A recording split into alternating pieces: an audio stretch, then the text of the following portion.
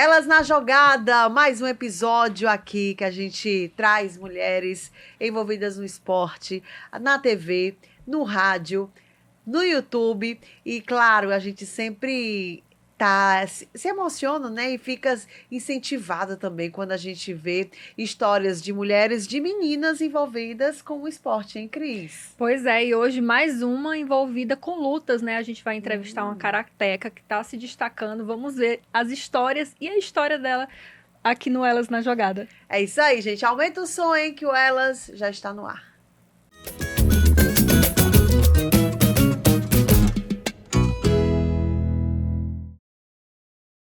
É tão bacana a gente trazer outros esportes aqui e como aqui o nosso estado ele tem espaço para tudo, né, Cris? Pois é, e assim, cada vez que a gente vai procurando, né, algumas histórias e também contando com a ajuda dos assessores também, o Abreu que está sempre aqui ajudando a gente, é muito legal ver como as mulheres e as meninas estão cada vez mais entendendo que a luta também é um espaço para elas.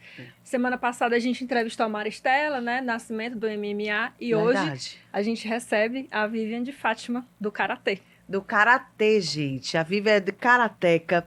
Ela é lá do CFO.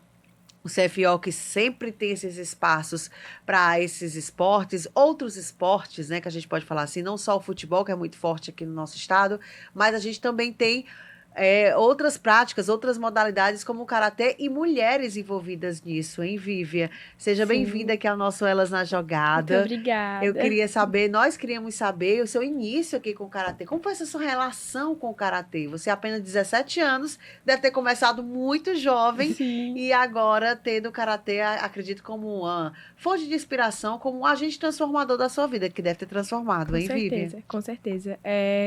Comecei no karatê novinha, com 8 anos de idade. Comecei num projeto social, mas foi um desafio que os meus pais me proporam. A gente caminhava sempre ali ao redor do Castelão, todos os dias. Mora ali perto? Moro lá perto. E aí, um belo dia, eu sempre cansava. Eu andava um pouquinho, já sentava, falava pro meu pai que eu não queria mais, eu queria beber água de coco e ficar ali.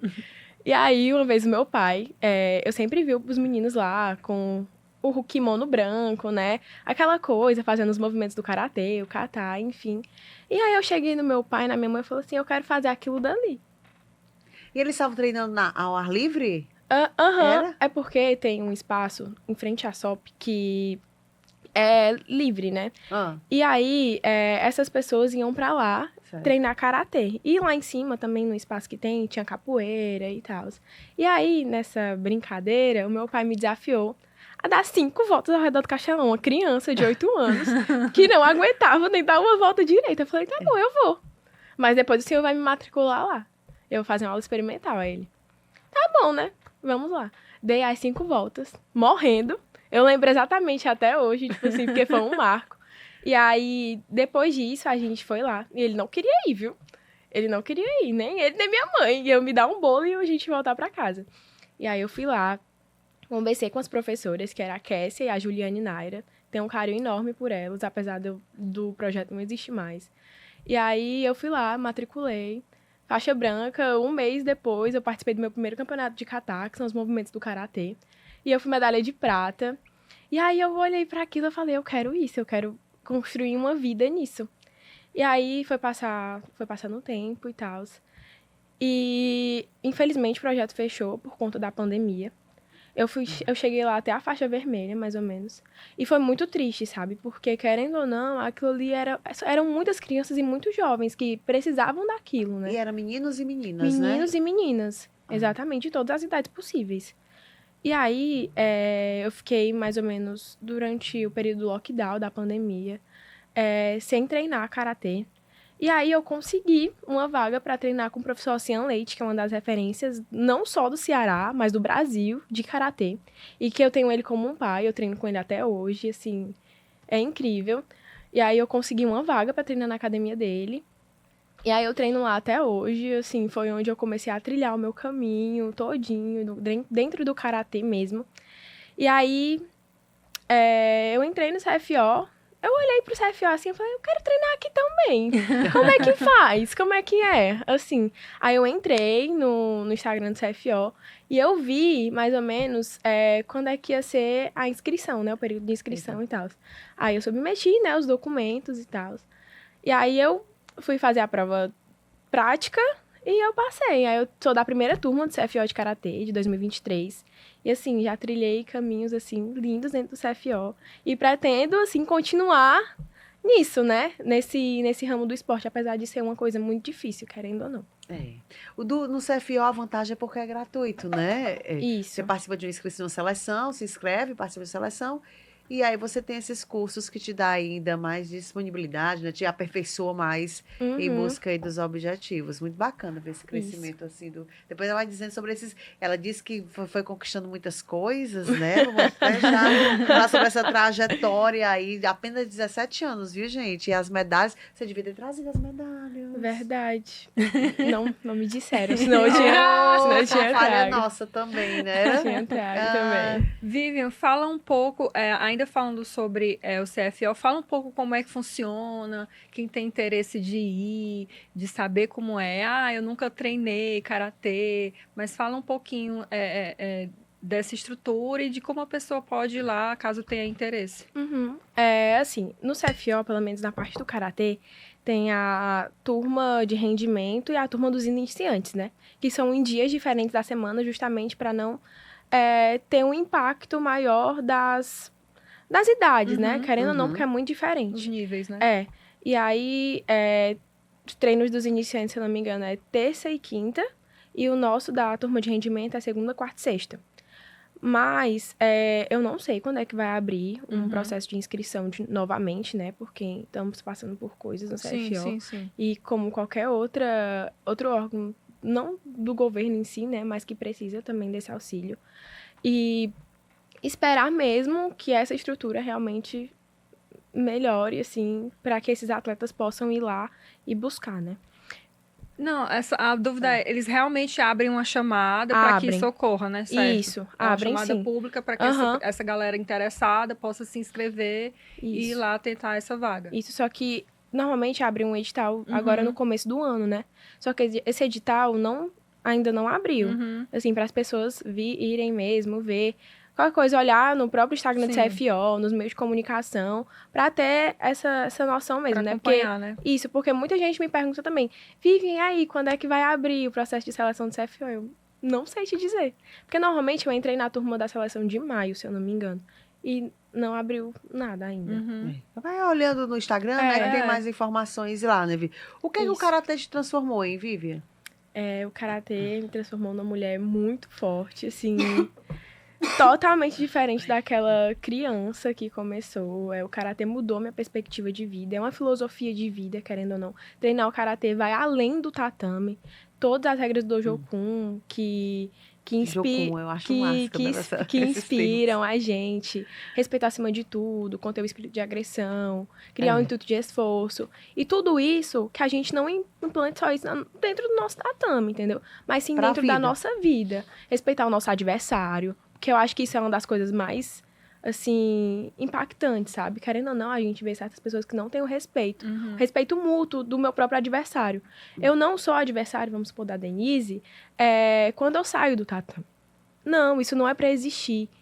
Cada um entra lá dentro sabendo o que é pra fazer. Todos nós treinamos todos os dias, de segunda a domingo, praticamente, pra realmente conquistar aquilo que é nosso, que é do nosso espaço, que é do nosso direito também, sabe?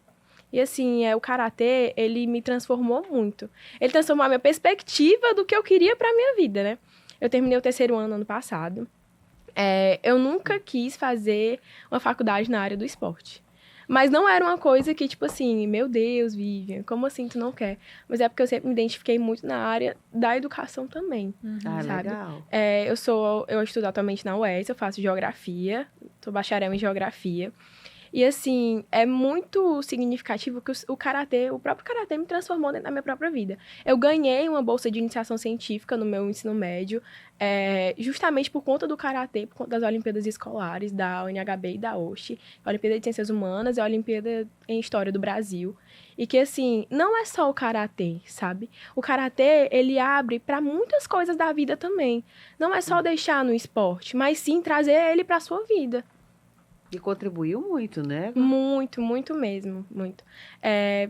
Vou falar um pouco das minhas conquistas entrando assim. ano passado eu fui convocada para compor a seleção cearense para participar do JEP Sub-18. Os JEBs são aqueles jogos universitários. Jogos escolares. Ou jogos escolares, perdão. Jogos escolares Sub-18. E que não tem seletivo aqui dentro, né? De competir a nível municipal, estadual. São os melhores do ranking da FCK que vão e que compõem essa seleção, né? Você recebe uma chamada do técnico, que foi o Cauê Ítalo. E aí, a partir daí, ele vai chamando os atletas, que ele tá vendo a classificação no próprio ranking estadual.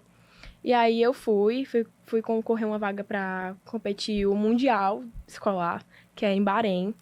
E aí a gente foi para Sergipe competir lá. Foram, se eu não me engano, 5 dias de competição. E infelizmente eu não consegui, porque as meninas são muito boas também.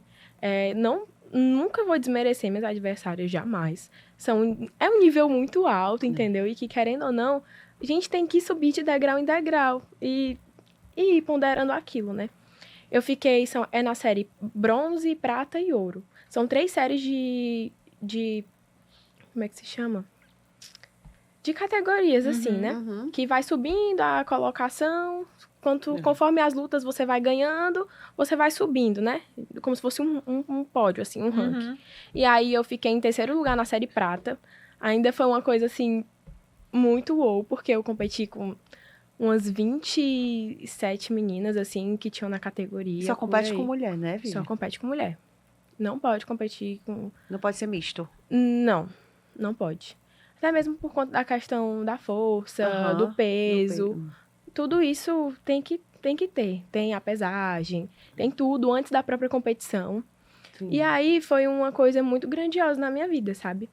E eu costumo dizer que Deus, ele é muito bom comigo nessas questões, porque eu tava passando por um momento, tipo assim, meu Deus, o karatê. O que é que eu vou fazer com karatê na minha vida no meu 3º ano da escola? Como é que vai ficar? Como é que eu vou estudar? Porque eu treino de tarde e à noite. Eu treino à tarde no Centro de Formação Olímpica e à noite na Academia de Karatê, que é com artes marciais, que é do professor Alcian Leite. E no CFO, o meu professor é o Davidson, que ele é maravilhoso também e super me apoiou nessa fase. Eu estava entrando em desespero já, porque é muito difícil você conciliar um estudo com o esporte, querendo ou não. E a pressão ali, né? Com certeza.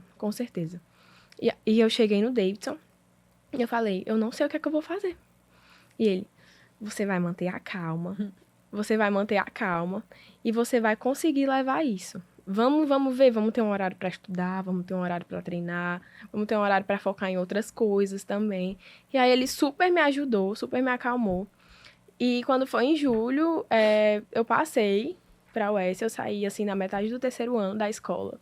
E foi uma coisa muito impactante, sabe? Porque foi o karatê que me ajudou a ter a disciplina de conseguir alcançar esse objetivo tão grande, né? Porque, querendo ou não, a gente sabe que entrar na universidade pública não é nada fácil. A concorrência é alta. Não é nada fácil. E, assim, ter justamente essa disciplina, sabe? É muito importante, assim. Tudo que o esporte proporciona. Pois é. E fala um pouco de como tem sido, né, desde o começo, o apoio da tua família nesse sentido, no meio dessa correria, desse processo também aí de, o que é que eu faço com esporte?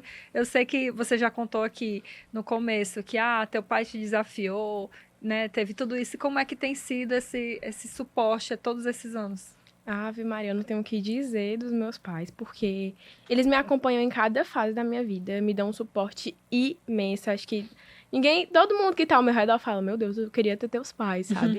E eu sou muito grata a eles, eu chamo eles de meus patrocínios, porque eles são meus patrocinadores, eles são os meus maiores incentivadores, apoiadores, e assim, é muito incrível, sabe? E eu, assim, ver também a questão de como é o apoio dos pais, e como o apoio dos pais influencia justamente nesse impacto dentro do próprio esporte, né? Minha mãe viaja comigo para as competições. Antes eu viajava com a equipe, né, de técnicos. Hoje eu viajo com a minha mãe. E assim... E tudo arcado por vocês? Tudo arcado pela gente mesmo. Tanto que vai ter uma competição agora, que é em julho, que é em Balneário Camboriú, que é da CNKB, que é a Confederação Nacional de Karatê do Brasil. E aí, os custos dessa viagem estão absurdamente altos, sabe? E a questão da gente colocar na ponta do lápis e falar assim, não vai dar certo viajar. Não vai dar certo. Ou vamos criar alternativas, né? Ou vamos criar alternativas. Porque, assim, eu também vou participar do CBI, que é o Campeonato Brasileiro de Interclubes, e que vai ser em julho também. Se Deus quiser, iremos viajar para Londrina para competir. Ai, legal. Vai ter uma equipe do CFO toda, os meninos e as meninas, que são 2 naipes.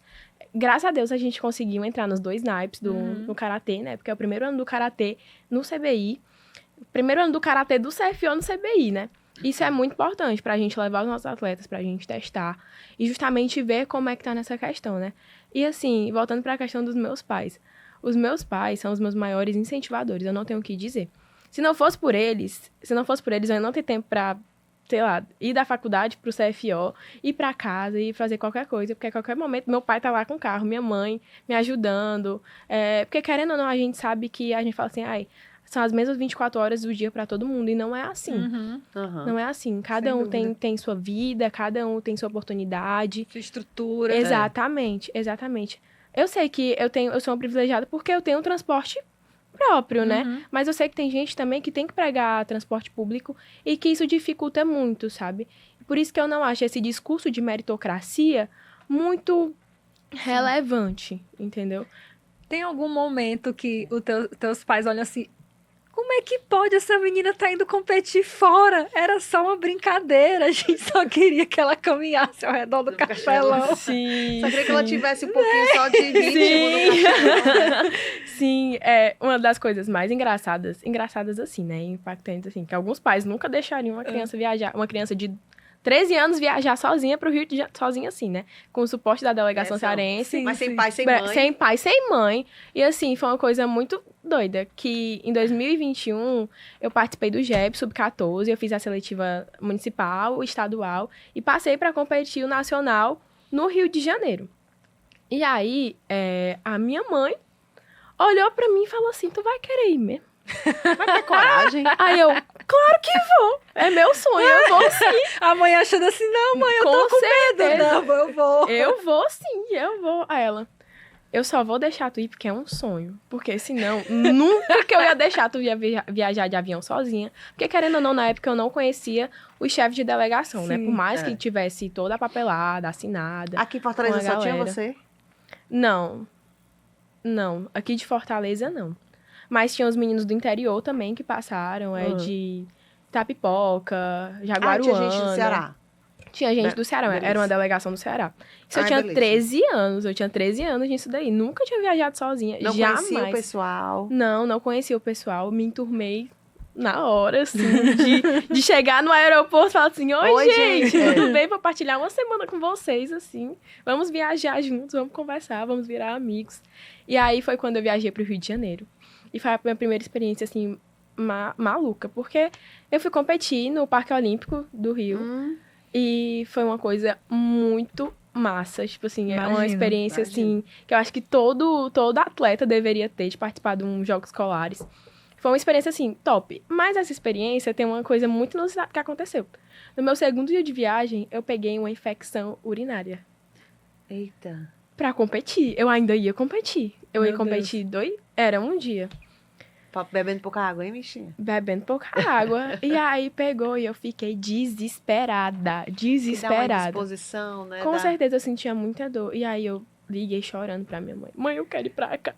Eu não aguento mais, mãe. Eu quero ir pra casa, por favor. Manda aí alguma coisa, por favor. Eu não aguento, a minha mãe. Você vai aguentar sim. Você vai. Você não queria ir, agora você vai ficar aí. Não era mais nervosismo, não, mulher? Exatamente. Essa que eu acho que era a questão também. Só que eu competi, mesmo com infecção urinária. Eu trouxe a primeira medalha do Ceará pro Karatê, nos JEBs, assim. Foi uma medalha de bronze, mas foi a primeira medalha do próprio estado do Ceará. E que, assim, foi uma coisa muito marcante na minha vida. Eu tenho família no Rio também. Então, graças a Deus, eles me deram suporte lá. Os técnicos também, o pessoal os técnicos, né, me deram suporte. Eu fui no médico lá também, o próprio médico que tinha no ginásio. Porque no dia da minha competição, eu entrei no ginásio, sem brincadeira, eu acho que era 2h da tarde. Eu só fui sair 6h30 da noite. E isso rolando toda a minha chave da minha própria da minha categoria, né? Da minha categoria. E aí, o que é que eu fazia? Eu corria, eu chorava, eu não senti nada quando eu tava lá embaixo. Nada. A adrenalina não me deixou sentir nada. Mas depois... Mas quando acabou quando acabou a minha categoria, eu tive que ir direto pra ambulância, porque eu estava passando mal. Passando muito mal.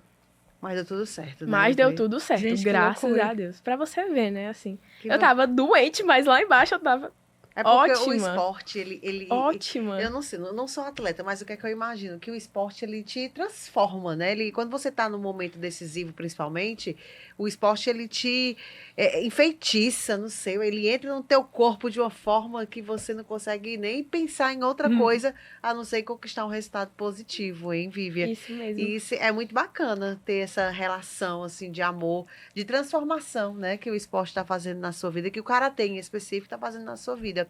Por falar nisso, em 2024, foram 63 medalhas. O karatê do CFO, perdão. Isso, do karatê Conquistou do CFO. 63 medalhas, garantiu o posto, né, com o maior esporte número de conquistas. Eu queria trazer até esse dado, gente, quando se trata de karatê, porque a gente volta a falar, a gente tem muita força aqui no futebol, né? Não só no esporte, não só no Ceará, perdão, mas assim no Brasil inteiro. Quando a gente vê um centro de formação olímpica conquistando 63 medalhas na modalidade, garantindo um posto do esporte com maior conquistas de esportes ofertados pelo CFO, a gente vê como temos que olhar para outras modalidades, como temos atletas dessa forma se destacando, né, Vívia? Exatamente. E dessas medalhas aqui, você conquistou quantas, Vívia? Eita, meu Deus, essas 63 eu Tem um bocadinho. Tem um bocadinho. Perdeu as contas. Não sei realmente de contas, assim, não sei, mas tem um bocadinho aí. Não só eu, né, mas os outros atletas também que desempenharam, o CFTO, se eu não me engano, no ranking da própria FCK, ficou em 10º lugar. Em 10º lugar. Gente, isso é tipo assim... É muito alto. É muito alto, sabe? E querendo ou não, a gente sabe que tem a questão muito da inveja, sabe? Das próprias outras instituições com o próprio CFO, sabe? E que, às vezes, isso impacta muito lá dentro, sabe? Tipo assim, de deixar os atletas poderem competir também, e que isso tudo influencia, sabe? Tanto que tava rolando muitos rumores, que eu preciso falar aqui também, porque isso mexe não só comigo, mas com todos os atletas, que os CFO estavam indo atrás, tipo assim, de outros karatecas por aí, só que isso é totalmente mentira. Isso é mentira, sim. Até porque proporciona, o que ele proporciona aqui... Exatamente. São os atletas que vão até o CFO, sabe? Por verem a estrutura, por verem a qualidade do ótimo treinamento que é ofertado pelo nosso Sensei Davidson. E, assim, ver que isso realmente é mentira, sabe? De dizer que, estão indo atrás de outras pessoas. Nada a ver. Na última seleção que teve do CFO, eu não tenho, assim, tipo assim, a quantidade de pessoas, mas foi muita gente. O número muita bem gente, representativo. justamente por conta desse nome que o CFO tá elevando no próprio karatê, né? E os atletas que estão lá dentro hoje desempenham muito esse papel de mostrar a nossa força, de mostrar realmente que nós precisamos ser valorizados. Porque o karatê ele é muito desvalorizado. Não só o karatê, mas outras artes marciais também. Sim. E que a gente precisa justamente desse olhar crítico sobre isso, de ver que realmente não existe só o futebol. Não existe só o futebol. Existem outras modalidades também de esportes, assim, e que precisam desse amparo, sabe? Desse amparo do governo mesmo e de tudo isso. De empresas privadas, Exatamente, né? de empresas privadas também. Porque quando a gente é com o Foden pra conseguir um patrocínio, alguma coisa é muito difícil, gente. É muito difícil mesmo. E que isso tem que sair do nosso bolso. O dinheiro pra ir pra algum canto precisa sair do nosso bolso. O dinheiro pra... E daqui, sei lá, pra São Paulo precisa eu preciso de um dinheiro pra viagem, né, obviamente, pra hospedagem, pra alimentação. E que isso, querendo ou não, sai caro. Sim. Sai muito caro. E realmente precisa desse incentivo, sabe? Realmente precisa disso. É muito importante na tua fala, aí voltando só um pouquinho, de entender que o CFO é um equipamento que está ali principalmente para a comunidade, né? Um equipamento público, as pessoas não é para ter medo de entrar no lugar, não é para achar que é só para quem não. Tem que chegar, tem que perguntar, tem que procurar informação, tá ali desenvolvendo um trabalho há vários anos, né? É aberto à comunidade. E, Vivian, fala um pouco como é que você, desse tempo que você treina no CFO, desse tempo que você começou na sua vida de atleta de forma mais, pensando, vou ser atleta, você enxerga o crescimento da participação de mulheres no karatê? Rapaz, assim, enxergo, mas no CFO isso tá um pouco... Ainda é tímido. Ainda é tímido, entendeu? Assim, tem, obviamente, atletas mulheres. Acho que, além de mim, pelo menos na minha turma, tem umas 6, assim. Só que atletas que realmente de alto rendimento é um pouco complicado, sabe? Porque não dá continuidade, Vivi, assim? Não, é porque eu não sei nem dizer o porquê. Enfim, né? Mas agora a gente vai viajar a gente tava montando os naipes para viajar pro CBI, né? E para viajar pro CBI... O que é o CBI? É o Campeonato Brasileiro de Interclubes, que é do CBC, né? Que é o Comitê Brasileiro, enfim. E aí, a gente foi montar os naipes. E tem os meninos que completam o naipe deles, né? E o das meninas, como é que tá? Só tem eu e eu acho que mais 3. Mas Pra completar 6, entendeu? 6 ou 12, se eu não me engano, de cada naipe. É um processo, né? Então, assim, um processo. Não só para a pessoa começar, para uma mulher começar a lutar, tem uma série de barreiras que ela vence, né? A menina, preconceito. Não sei se você chegou a encarar isso na escola. Cheguei. Quero que você conte. Mas, assim, para até construir essa carreira, esse desenvolvimento no esporte para chegar no alto nível e competir é um processo bem complicado, né? Você mesma começou muito cedo, né? Com 7 anos de idade. 8, né? 8. Fala um pouco sobre isso também, dessas dificuldades que você enfrentou nesse sentido. Falo sim. Eu comecei muito nova fazendo balé. Eu fiz uns 5 anos de balé na escola, né? Querendo ou não. E aí teve um dia que eu cheguei no meu pai, eu falei, eu quero jogar handball. Não é o balé. Nada. Não é o balé, eu quero jogar handball. Não, eu fiz 25 anos de balé, viu? Eu quero jogar handball. Aí eu fui lá, joguei handball por 2 anos, aí eu vi o pessoal jogando futsal. Eu quero jogar futsal agora. Eu fui jogar futsal, e quando do processo de sair do balé, de jogar handball, de fazer futsal, eu fui me desencontrando dessas peças, né? E por conta disso também tem a questão tipo assim, o que tu tá fazendo jogando futsal? O que tu tá fazendo jogando handball? Não tava se encontrando ainda, né, Vivian? E aí foi quando comecei o karatê, justamente. Eu treinava futsal de tarde e depois eu ia pro karatê direto. Assim, nem até hoje eu não sei como é que eu aguentava, porque, querendo ou não, eram 2 treinos pesados. E aí começou.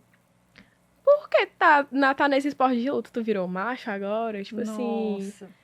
Não, obviamente, isso não vindo da minha família, né? Mas vindo de pessoas que estudavam comigo na época, crianças também. Mas, querendo ou não, aquilo tudo falava na época. E você ainda estava em formação, né? Com certeza. Assim, ainda jovem. E acho que dava até uma briga assim na cabeça de, meu Deus, eu tô fazendo um esporte que não é para ser feito, né? Porque quando a pessoa tem 7, 8, 9, 10 anos, ainda não tem aquela formação de que hoje você com 17 já tem uma cabeça mais formada em relação a isso, consegue definir o que é preconceito, né? Com certeza. E aí, que eu fui... Mas por quê? Porque só um homem pode ter esse espaço, só um homem pode ter isso pra fazer. Eu vou continuar. Pode fazer, exatamente, eu vou fazer sim. E aí eu continuei no karatê. Sempre escutei, né? Querendo ou não, essas coisas. Que mulher tá lutando, não sei o quê. Porque tem as diferenciações do próprio karatê, né? Dentro do próprio karatê. Tem o Jiu-Kumite, que é a luta mais de contato. Tem o karatê tradicional também, que justamente tem muito contato. E a luta que eu participo também é o Shiai Kumite, que é uma luta de pontos. É uma luta de pontos. Claramente que vai ter o contato, porque, enfim, estamos numa arte marcial. Mas é uma luta de pontos, entendeu? E vence quem é o melhor jogador. É como se eu tivesse um jogo de xadrez aqui e vencesse quem fosse o melhor. E é isso, entendeu? São peças, assim, interligadas. E aí eu vou continuar nisso sim. Por que não? Por que não? continuei, sim, estou aqui até hoje, né? Mesmo assim, a gente ainda escuta muitas coisas. O que é que a mulher tá fazendo lutando? O que é que a mulher tá fazendo lutando jiu-jitsu, judô, karatê? E por aí vai. Principalmente na questão do futebol também, né? Que isso é muito imposto. Tipo assim, ai, você não vai ser hétero, não sei o que, não sei o que mais lá. Nunca liguei pra isso. Nunca liguei pra isso. Porque eu sabia que era coisa superficial e que não era pra dar bola. Você falou aqui de outras modalidades, Vivian, do judô, o jiu-jitsu, né, o karatê. Por que escolher o karatê? Assim, às vezes não confundem, não, essas artes marciais entre si? Sim. Eu sou leiga, se eu... Com kimono, né? Se eu ver com kimono, se eu ver uma pessoa com kimono fazendo jiu-jitsu, para mim vai ser jiu-jitsu. Para o karatê também, talvez eu não consiga diferenciar de uma coisa para outra. Sim. Há uma diferença que você, atleta, sabe, mas às vezes não pode dar uma confusão não na cabeça. E por que a escolha pelo karatê em si, não pelas outras? Assim, quem olha de fora pensa que as modalidades, quer dizer, os esportes são muito iguais, né? São iguais. Como o judô, o karatê.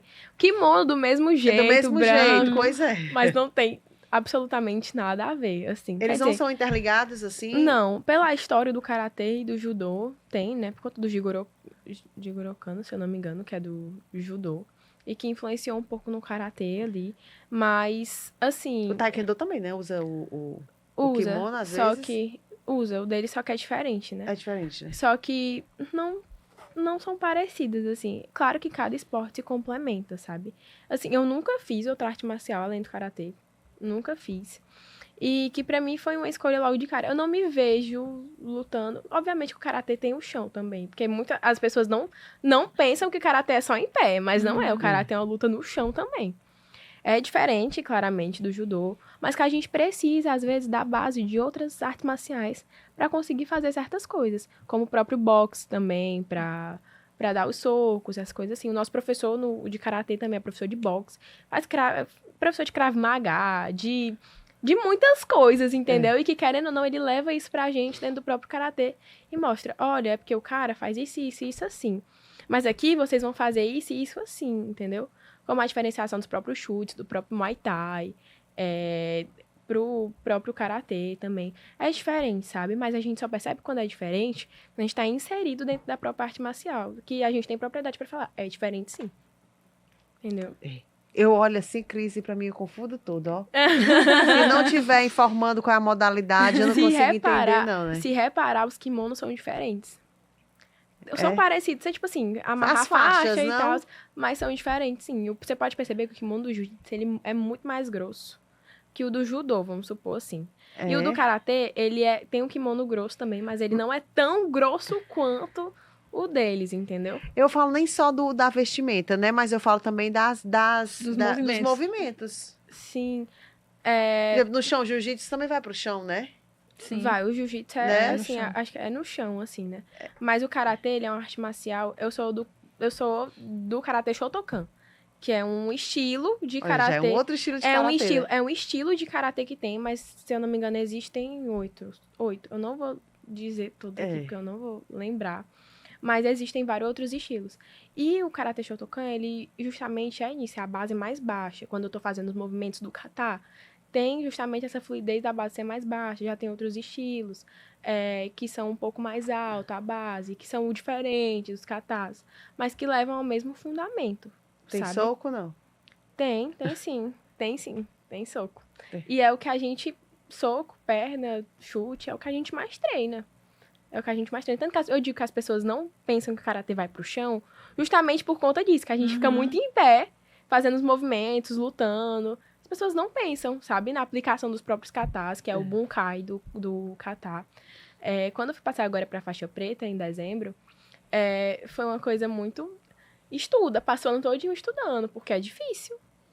É muito difícil, a gente tem que apresentar os katas que eles pedirem, fazer o Kihon, que são os movimentos do próprio karatê, e aplicar esses Kihons tipo assim, numa situação real, numa defesa pessoal, ou aplicando o próprio bunkai, que é a aplicação do kata. O kata, ele não é só os movimentos do karatê. O kata, a gente costuma dizer que ele é um balé da morte, ele é uma... Um balé da morte. Mas é mesmo. Mas porque... Quem faz fica arriscado, né? De arracha pra cima, né? Porque é uma aplicação. As pessoas pensam assim, mas é uma luta imaginária? Como assim uma luta imaginária? Eu tô lutando com o adversário, ele só não tá aqui, né? Mas se quando é pra eu aplicar, é pra realmente aplicar pra pegar mesmo, pra... Enfim, eu mostrar que eu estou fazendo aquilo. Entendeu?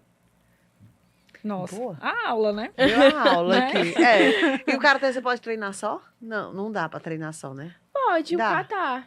Com o kata. Ou se não, ajuste de distância, pegar um saco. Ou se não, é mesmo que uma rede, pra quem não tem um saco, botar lá no armador e ir treinando ajuste de distância como se fosse um adversário. Treinar os movimentos, os fundamentos, que são os kihons. Treinar a base, que é muito importante. E dá pra treinar só. Dá pra treinar só, né?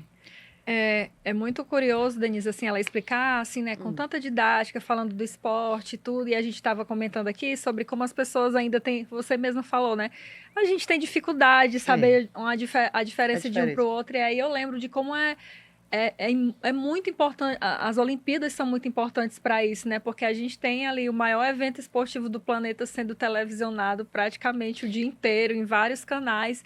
E aí aproxima muito as pessoas do que são esses outros esportes, né? Essas outras modalidades para além do futebol. Vivian, fala um pouco, você que vive esse esporte, fala um pouco de como é a tua rotina. Tu já disse que treina 2 vezes ao dia, não é isso? Mas fala um pouco como, assim, disse, no meu 3º ano foi uma loucura. E agora que está na universidade, como é que é se dividir com isso, com esses treinamentos em alto nível? Sim, eu continuo treinando as 2 vezes no dia. Eu treino segunda, quarta e sexta, de manhã e à tarde. E assim, é um pouco puxado, sabe? Porque eu vou pra faculdade de manhã, e aí às vezes eu tenho algum seminário, alguma coisa à tarde na faculdade. E eu tento ver se bate com o horário do karatê do CFO, porque começa 3 horas. Aí, se não der, eu falo, Davidson, eu não vou conseguir ir hoje, porque eu tô resolvendo isso e isso e isso. Tanto que no meu 3º ano eu tinha um trato com ele, que eu só podia treinar uma vez na semana. Porque eu fazia cursinho, né? À tarde não tinha como. Não tinha como, eu tinha um trato com ele. E hoje eu tenho também um trato, né? Querendo ou não. Porque às vezes não dá. Assim, a questão de não dá mesmo. Eu tenho outras coisas pra fazer. Porque uma coisa que eu coloquei na minha cabeça é que na universidade, agora no momento que eu estou, com a minha futura profissão ali, eu também tenho que focar nisso. Eu tenho que me dedicar a isso também, sabe? Porque eu não vivo do karatê. Eu não vivo propriamente do karatê. Claro que o karatê é minha filosofia de vida, mas eu não vivo só do karatê. E aí eu converso com ele, eu falo, Davidson, hoje não vai dar, hoje vai dar certo, estou indo. E aí eu treino à tarde, de 3 horas às 5 horas da tarde. E aí é o tempo que eu depois vou em casa, tomo um banho, merendo. E espero o horário de dar o meu outro treino. E no meio disso eu vou estudando algumas coisas da faculdade, né? E aí eu saio pra treinar umas 8 horas, porque eu tenho um treino 8h30 da noite.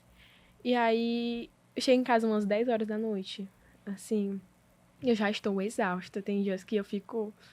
Assim, eu acordo no outro dia, meu Deus, eu só queria dormir mais 1 hora. Só queria dormir mais 1 hora.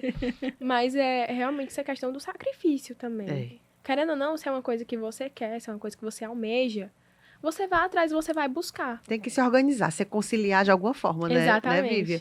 Quando você disse que o karatê não é só o seu... método de vida, não, você falou que não é só essa fonte, né? Filosofia de vida. Mas, assim, você almeja algo a mais com o karatê?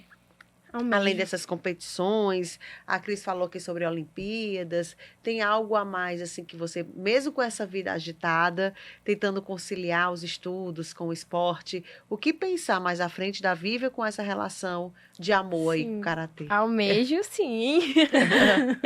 A gente vai participar do CBI, né? E eu espero muito ser campeã brasileira. Eu estou treinando para isso, entendeu? Eu vou entrar numa categoria nova, vai pegar a data do meu aniversário, vou até acabar de completar 18 anos, é do dia 23 ao dia 27 de julho, se eu não me engano. Ai, que bom. Em Londrina, no Paraná. E aí, vai pegar a data do meu aniversário, então eu já vou subir para sub-21, é uma categoria nova. Então eu tenho que me preparar para enfrentar meninas mais velhas do que eu. E que isso é extremamente normal.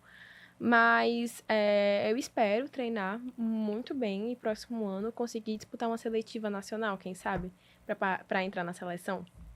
quem sabe a Viviane participa de uma seletiva, porque querendo ou não, viver do esporte é um pouco difícil, sabe? Se dedicar totalmente para participar de uma seletiva é muito complicado mesmo. Você vai ter ali atletas de todo o Brasil, atletas de alto rendimento, que são extremamente boas, mas também você vai ter, por outro lado, que abdicar de muitas coisas da sua vida. Sim. Pra conseguir focar em tantas horas de treino por dia, de segunda a domingo, assim. E é extremamente difícil também, sabe? Mas quem sabe a Viviane possa participar de uma seletiva? Pensando ainda nesse processo, tu ainda pensa, tu imagina competir também a nível universitário? Porque a gente tem aí o JUBES, né, que é o maior evento universitário do país, tem muitos atletas aí de vários níveis em várias universidades.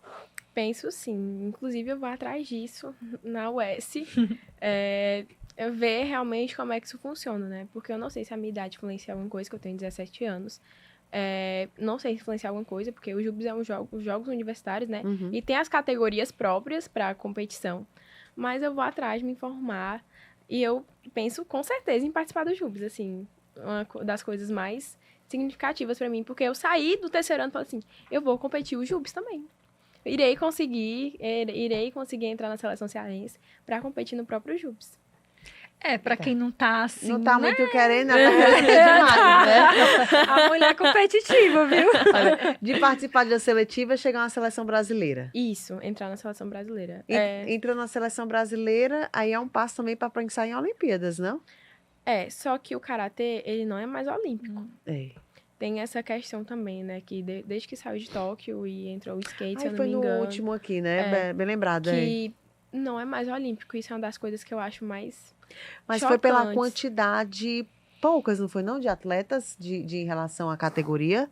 Se tivesse uma quantidade maior de atletas na categoria? Eu acho que não, porque teve uma seletiva, teve muitas seletivas para participar das Olimpíadas, né? Porque a gente sabe que, enfim, teve a seletiva da seleção brasileira, teve. Elas acontecem de formas recorrentes, assim, essas seletivas? Ocorre todo ano, pelo menos são umas 3 seletivas no ano. Umas 3 seletivas no ano, assim, mais ou menos. Teve uma agora no Rio de Janeiro, vai ter uma agora em Aracaju. E a outra eu não estou lembrada onde é, mas se eu não me engano vai ter. E, tipo assim, essa questão, né, das Olimpíadas também, do karatê, é muito impactante, sabe? Porque às vezes... Porque às vezes, tipo assim, quero chegar nas Olimpíadas, aí... Chegar na seleção brasileira. Exatamente. E aí, como é que vai ser? Porque, querendo ou não, quando a gente chega na seleção brasileira, também tá a questão dos gastos para viagens também. Porque não é patrocínio, não é a própria FCK que paga pra gente. Claro que pra alguns atletas eles pagam, né? Mas pra outros, não.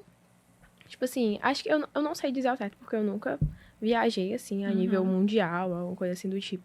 Mas eu não sei disso. Só que eu sei também que esse dinheiro sai do próprio bolso dos atletas. E, inclusive, a Nicole Mota, que é uma das competidoras de kata, que eu achei muito, assim, impactante, é que ela não compete mais na categoria dela individual, ela só compete agora em kata em equipe. Porque ela, tipo assim, ela dedicou... Não vale a pena? Ela dedicou 19 anos da vida dela pra seleção brasileira, se eu não me engano. E aí ela ponderou, tipo assim, como é que eu ainda conseguia fazer isso? Porque, querendo ou não, quando você é campeão sul-americano, alguma coisa do tipo, você recebe um dinheiro quando você sobe no pódio, né? Só que esse dinheiro não cobre nem as passagens. É mesmo, a realidade é outra. Não cobre nem as passagens. E, assim, é uma coisa absurda, querendo ou não. Porque você gastar dinheiro, você gastar tempo pra representar bem o seu país. Mas lá fora, tipo assim, os atletas europeus estão recebendo muito bem pra isso. Entendeu? Talvez o Brasil que não valoriza. O Brasil de uma forma geral, que eu digo. Exatamente, o Brasil de uma forma geral não valoriza os atletas, sabe? Claro que tem as bolsas do esporte, não sei o que mais lá. Só que isso... Não são suficientes. Só que isso não é suficiente, isso não abrange tudo. Não abrange tudo. E é muito impactante quando a gente vê um atleta que é a cara do Brasil falar, eu não vou mais competir individual, porque não vale mais a pena pra mim. Não vale mais a pena pra mim. Irei competir aqui porque, enfim, né? Tinha sido proposto antes e ela queria aquilo. Mas é muito nocivo você ver essa dimensão, né? Até onde isso vai. Sem dúvida. Vivian, fala um pouquinho... Você já falou muito sobre disciplina, que o karatê te trouxe. Fala um pouquinho sobre a questão de saúde mental. O que é que representa o esporte para ti nesse sentido? Eu fiz acompanhamento psicológico durante uns 3 anos da minha vida. Por, enfim, N motivos, né? Adolescência e tudo mais. Só que o esporte, ele era... chegava o momento de eu treinar o karatê, era o meu escape. Era onde eu ficava bem, que a minha ansiedade acalmava, que eu ansiava. Tipo assim, eu ficava muito ansiosa pra chegar o horário do treino. Pra eu realmente aliviar a minha mente, sabe? E eu acho muito importante falar sobre saúde mental dentro do próprio esporte, sabe? Porque, assim, eu dou graças a Deus. Porque nenhum dos meus técnicos e meus pais nunca, tipo assim, nunca me cobraram nada, sabe? Nunca me cobraram nada, tipo assim, você precisa fazer isso, você tem que chegar a isso. Né? Nunca, nunca. Só que eu vejo, tipo assim, muitos treinadores, muitos técnicos e muitos pais de atletas que, tipo assim, você vai fazer isso sim, você vai conseguir isso sim, tipo assim, claro que com um tom de arrogância, querendo ou não. E é muito feio quando a gente chega nos campeonatos e tá lá o técnico na beira do tatame, chamando o atleta de todo nome possível. Assim, você vai conseguir, vai não sei o que, não sei o que. Como é que tu faz isso? Tu é burro, cara? Como é que pode? Deus me livre se aquilo fosse comigo. Ou eu gritava com o técnico, ou saía chorando, ou acontecia uma pressão qualquer psicológica em busca de um resultado, exatamente, né? Exatamente. E uma das coisas que eu acho mais, assim, importantes é porque o Davidson, o meu professor, né? Eu já, tipo assim, já tive de ter uma crise de ansiedade dentro do próprio tatame. E eu saí do tatame assim, não quero falar com ninguém.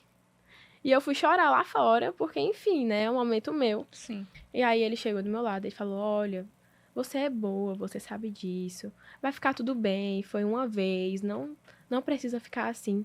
É importante, sabe, essa fala, uma segurança. Exatamente, exatamente. E ver como muitas pessoas não têm isso.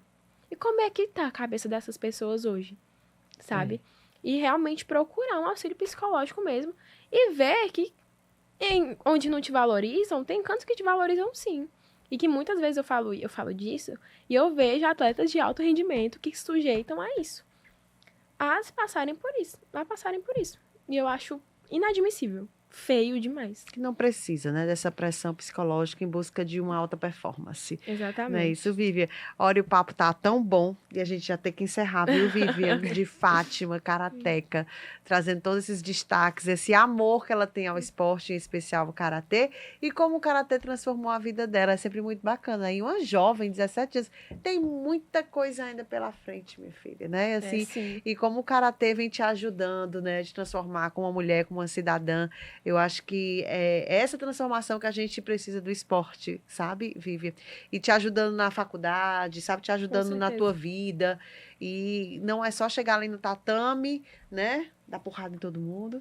Isso. Não dá porrada, né? No karatê, tô brincando. Mas assim, não é só chegar no tatame, explorar todos o que o karatê proporciona e ficar por isso mesmo. Ah, tô só ali com o presente, terminei, pronto, já fiz minha obrigação. Não, eu acho que o karatê, na sua vida, pelo que você fala, vai muito além, né, disso. Né? Vai te ajudando na tua vida todos os dias. E é muito bonito a gente ver essa relação de amor, viu, Vivi? A gente agradece esse papo, que foi muito bom, hein, Cris? Deu uma aula, né? 17 anos e já ensinou tanta coisa aqui sobre a gente, para além de karatê. Acho que todo mundo que tá em casa curtiu muito o papo. Curtiu muito. Qual é o nome da mamãe, que ela tá só filmando ali? A mamãe? Cláudia, é a Cláudia. Cláudia? Cláudia com G. Cláudia, mulher, não acabou a bateria não no celular. Desde que a gente começou o podcast, ela tá ali, ó, sentadinha, com a mãozinha segurando assim o celular. Mas é assim, a mamãe que tem que ficar orgulhosa da filha que tem, não é isso, Cláudia? Parabéns aí pela filha. Pois, Vivian, muito obrigada, viu, pelo papo. Que agradeço, gente, pelo convite. Incentive mais meninas, mais mulheres. Com certeza. A fazerem o karatê, convide para conhecer o CFO, não é isso, Vivian? Isso mesmo. Vou propagar, né, essa palavra do karatê mesmo e vai dar tudo certo. Se quiser. Vai dar tudo certo, minha gente. Esse foi o Papo com a Vivian de Fátima, atleta do CFO, falando mais sobre esse esporte, o karatê. E se você quer falar conosco também, quer nos acompanhar ainda mais, eu digo falar porque a gente se fala todo dia, né, gente? Vai lá no nosso YouTube, Jogada, que além do episódio aqui com a Vivi, você que se identificou com o Karatê, temos também outros episódios com mulheres que têm essa relação com o esporte. Esse foi mais um Elas na Jogada. Cris, show de bola, muito obrigada pela participação, e a Vivi também. E a gente vai encerrando por aqui, e até o próximo. Tchau.